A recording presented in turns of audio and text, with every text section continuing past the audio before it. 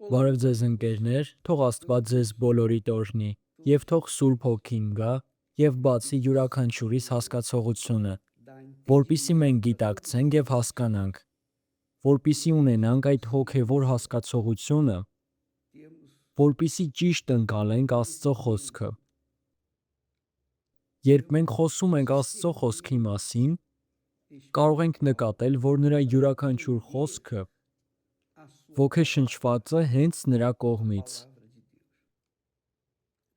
Ես հիմա ամբողջ Աստվածաշնչի մասին եմ խոսում, բայց կան մարդիկ, ովքեր կարդում են միայն Նոր Կտակարանը, շատերն էլ միայն Հինն են կարդում, և այդ ժամանակ շատ հարցեր են առաջ գալիս. որտե՞ղ է ճշմարտությունը։ Հին Կտակարանում, թե միայն Նորում։ Դուք գիտեք, որ Աստված այսպես է ասել. ով որ հավատա, նա կփրկվի։ Եվ այստեղ Աստծո խոսքին հավատալու մասին է։ Եվ իհարկե Աստծո խոսքը Աբրահամից է սկսվել։ Երբ Աստված կանչեց Աբրահամին, իսկ հետո նրա միջոցով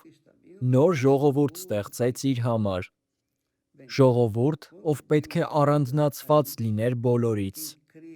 Եվ Աստված ուներ իր համար իր առանձին ժողովուրդը, Սուրբ ժողովուրդը, ով բոլոր մեղքերից և բոլոր վատ բաներից առանձնացված էր և երկրպագում էր միայն Աստծուն։ Եվ հենց նրանց միջոցով էլ առաջացել էին այդ բոլոր հոգևոր առաջնորդները,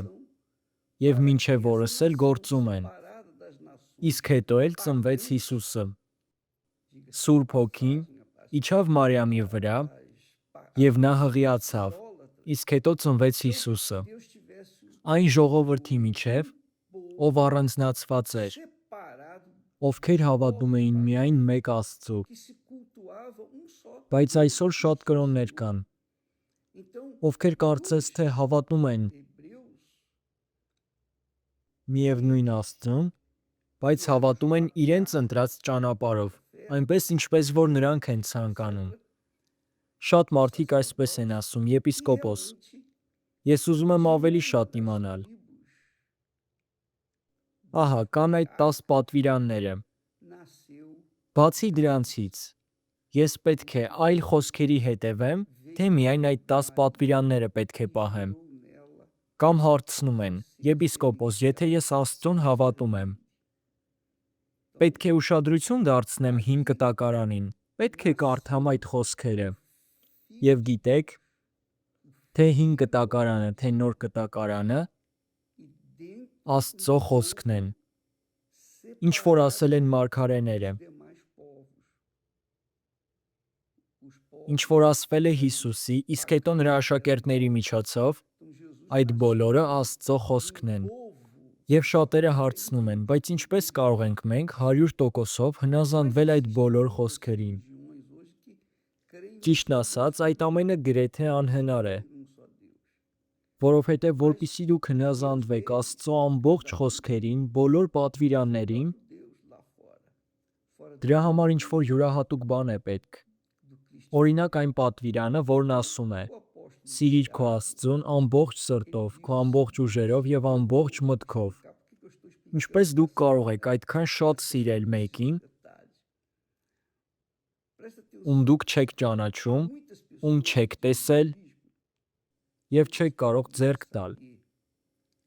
Եվ այդ ժամանակ մարդու մոտ կասկածներ են առաջանում։ Բայց հիմա ուշադիր լսեք, թե ինչ եմ ցանկանում բացատրել ձեզ։ Երբ Հակոբ առաքյալը խոսում է գործող հավատի մասին, այն հավատը, որը միայն խոսքերից չէ կախված, այլ նաև գործերից, որովհետև ինչպես որ նա է ասել, որ հավատը առանց գործերի մեռած է, ինչպես որ մարմինը առանց հոգու մեռած է, այդպես էլ հավատն առանց գործերի։ Ուրեմն ինչպես մենք կարող ենք ունենալ այդ յուրահատուկ հավատը Աստծո խոսքի հանդեպ։ Օրինակ, ինչպես հնազանդվել բոլոր պատվիրաններին, ինչպես կատարել այդ բոլոր խոսքերը, կամ ինչպես սիրել մեկին, ում չեք տեսնում, չեք զգում եւ չեք ճանաչում։ Մարդկանց համար դա շատ դժվար է։ Եվ նրանք որոշում են այսպես.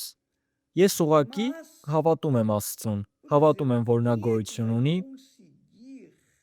եւ դա ինձ համար բավական է։ Բայց դա այդպես չէ։ Ուշադիր լսեք, թե ինչ է ասում Հակոբ առաքյալը. հավատն առանց գործերի մեռած է։ Այսինքն այն մարդը, ով հնազանդվում է Աստծո խոսքին, ով ընդունում է, որ դա ճիշտ է, նա նույնպես կատարում է այդ խոսքը եւ շարունակում է ապրել այդ խոսքը կատարելով։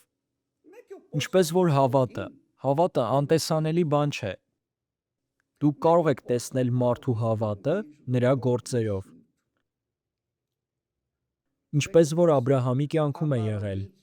Աստված նրան ասաց. դուրս արի քո հոր տնից, այդ երկրից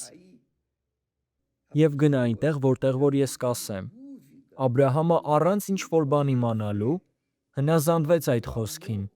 եւ կատարեց այդ խոսքը։ Նա հավատաց եւ դուրս եկավ այդ երկրից։ Եվ այսօր մարդիկ ասում են. ինչու ես Աստծո ձայնը չեմ լսում։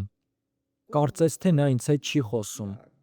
Կամ ինչպես կարող եմ ես էլ դուրս գալ այդ երկրից, այսինքն կատարել այն, ինչ որ Աստված ինձանից է պահանջում,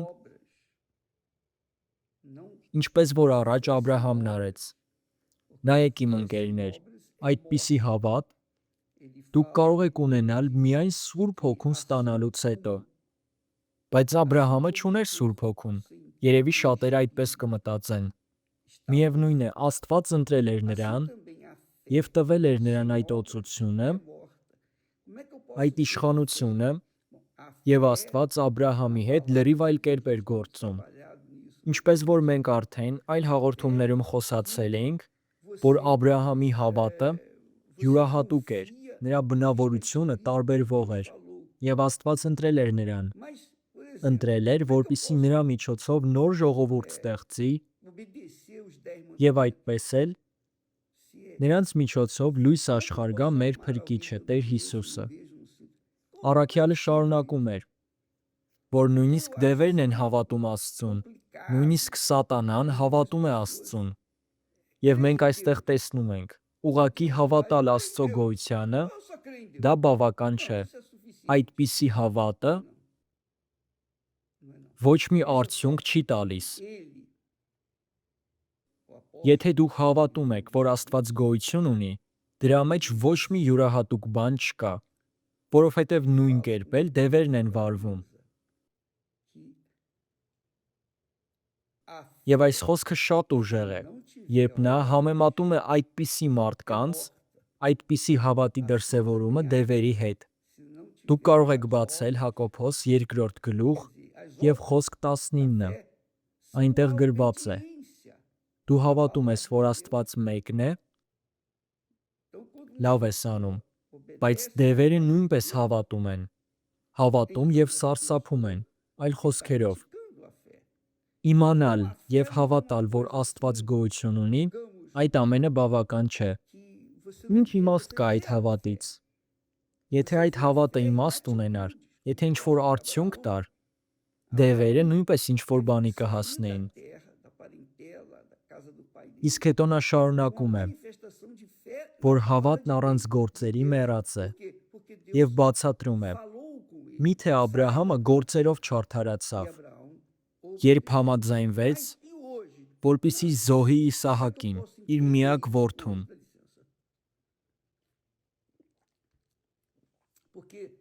Նա արդարացավ իր գործերով